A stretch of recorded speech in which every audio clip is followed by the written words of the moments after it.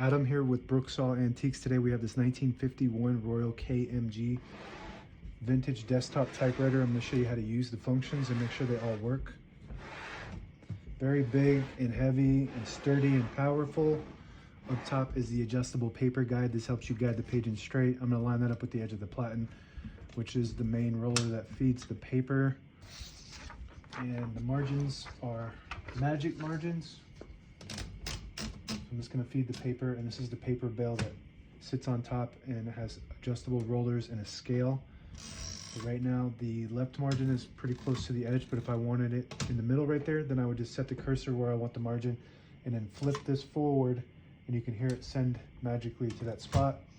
If you want it closer to the edge, you flip it forward and then just push it where you want it and then flip it back, and then that's where that margin will be. I want it right there on the edge.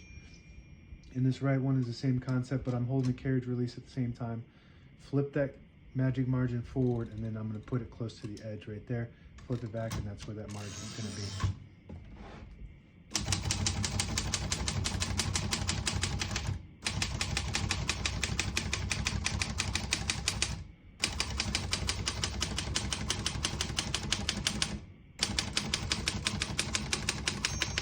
Once you hear the bell, you're at the end of the margin. Hit this line space, gets it back to the beginning, and skips 1, 2, or 3 spaces. Right now we have it on single, but if you want double, you just flip the switch forward. It skips 2. One more, it skips 3. That works good. We're going to keep that on single for now. I only have a couple of keys to type here. And as you can see, all the keys type nice and none of them skip or stick. And I was able to type all the keys on mostly on one line because this has Elite typeface, which prints 12 characters per inch, versus Pika, which prints 10 characters per inch. So this is a bit smaller and you can fit more words on the page. So on this next line, I'm just going to print a sentence.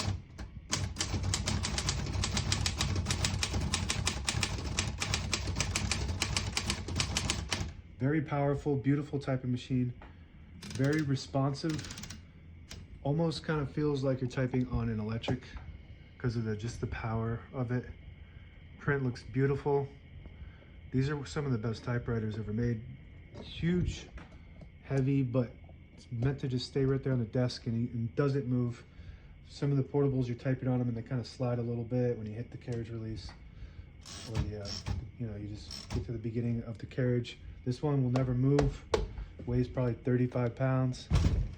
You just feel the power of it when you type on it. To pull the page out easy, there's a switch on the right side here. Flip that forward and it unlocks the rollers underneath the platen, allowing you to pull the page out easier, load thicker paper like carbon copy or cardstock. Make sure you flip that back before you load the next page or else it won't load correctly. Shift on each side and the shift lock on the left. To clear that, just hit the shift button again. Backspace above that, looks good. Margin release on the right side. When you get to the end of the margin, it blocks you from printing. Hit that margin release, it will allow you to go all the way to the end. And this is your color selector switch. Right now we have a solid black ribbon, but if you had a black and red ribbon, you just flip that to the left and it just goes higher. It prints the bottom portion of the ribbon. When you have it in the middle, it prints the top portion of the ribbon.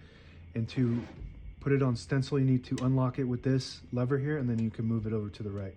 And that doesn't print any ink at all. It just leaves the stencil for copying purposes. If you try to move it without unlocking it, it won't go. And that's just so it doesn't accidentally slide over to the stencil and print no ink at all.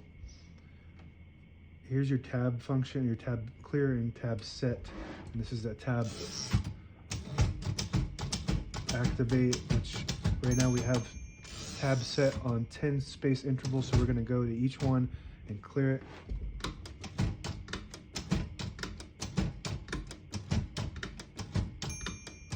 I always like to keep one somewhere in the middle because a lot of typewriters will have a really strong pull, and when you hit the tab button, it slams all the way to the end, causing wear and tear on your typewriter.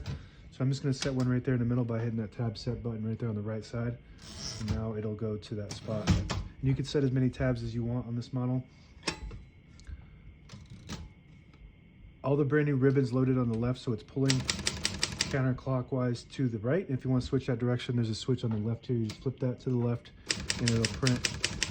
It'll pull clockwise to the left, and this little lever will just set it in the middle so it doesn't print anything at all. So I'm not sure what the use is for that, but that's what that does.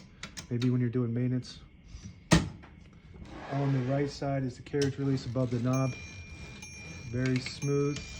and that actually winds the ribbon when you do that on this model. So another cool function on this typewriter is if you lift the paper bail and you flip this little cover down, it'll release the platen so you can get in there and clean it out or whatever, do maintenance, and it just hooks right back in through one of those gaps, one of those slots, and it just pops right back down like this.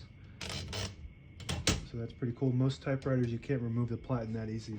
Sometimes they're a major operation to remove.